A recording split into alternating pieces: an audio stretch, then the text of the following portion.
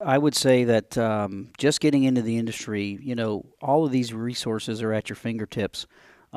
Just tap into them. And I think, I watch these young individuals come into the industry and they're just, it's like a baby learning how to walk. And I see the glaze in their eyes and they look at all this equipment and they have no idea how it functions and what makes it work. And I absolutely love taking the young building folks and I take them to a vacant floor and I just said, tell me what you see.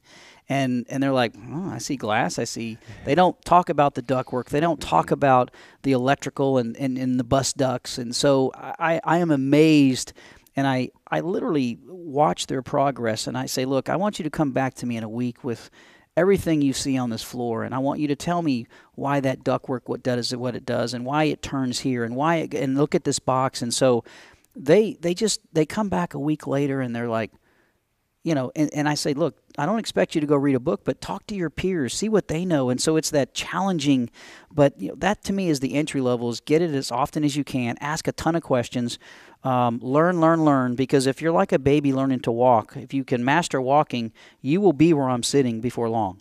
But you have to work hard, you have to want it, and so that's the entry level. The ones that have been doing it for a while, I say the same thing. Are they getting the resources that they need? I can tell you, over doing this as long as I've been doing it, I recognize earlier in my career, I remember as an operator, you sit in front of a computer and all you do is operate. You don't leave the desk. You don't, other than if there's a problem. Now our industry, the building industry, has shifted.